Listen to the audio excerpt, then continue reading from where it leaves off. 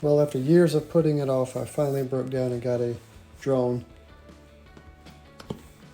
I thought I would get the GoPro drone called the Karma years ago, but that fell through.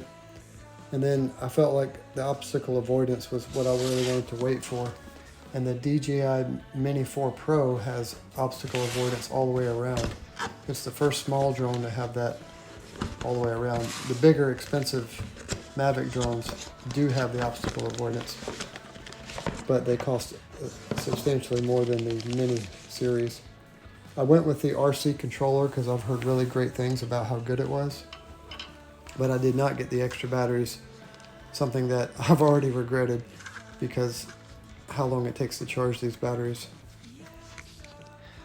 You can see me fumbling around with this because honestly I have never held a drone before. This is my first time ever messing around with the drone, so I'm definitely not a professional.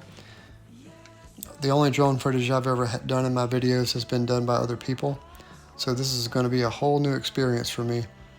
I will say I'm already impressed with the build quality of this. I have held other drones, but the DJI Mini 4 Pro just seems to be really well built. The box comes with what you see here: one battery, one controller, one drone, a few extra propellers, a screwdriver, a manual, charge cord. It is USB-C. As soon as you take it out of the box, you have to update the firmware on the controller and the firmware on the drone itself. And this takes about 20 to 30 minutes, depending on your internet speed. My daughter was extremely excited to get this out, and she really wanted to play with it herself, but of course she's going to have to get a toy drone for that.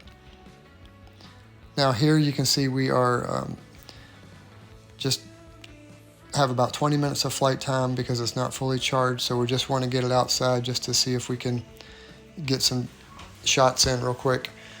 I don't really know how to do any of the active tracking or waypoints or anything, so I'm really just fumbling in the dark.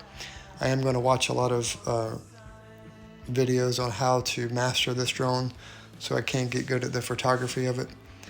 The image quality is incredible. It is 48 megapixels and it can shoot 4K no problem. I think up to I want to say 120 frames per second, but don't quote me on that. Anyway, we live on the Rainbow River, so we're going to be taking some really beautiful photography, and stay tuned for that because I'm sure you're going to like some of the drone footage we do take. Now, you can see I did activate the Go Home button, and I think this is an incredible feature. You basically just hit the Go Home button, and the drone just goes back home. It's just that easy, and it kind of takes all the scariness out of it.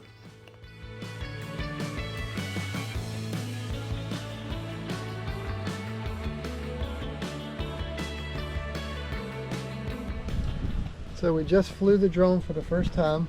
Yeah. And I was terrified, and the battery ran out faster than I wanted to because I didn't fully charge it. But it was really cool. And here's some quick footage of what we shot, which was not very good at all. But this is my first time ever flying a drone, my first drone footage by my own drone. I've had friends that have drones, but we have a lot to learn. And my little daughter here is playing around with it, but we've got a lot to learn. Okay.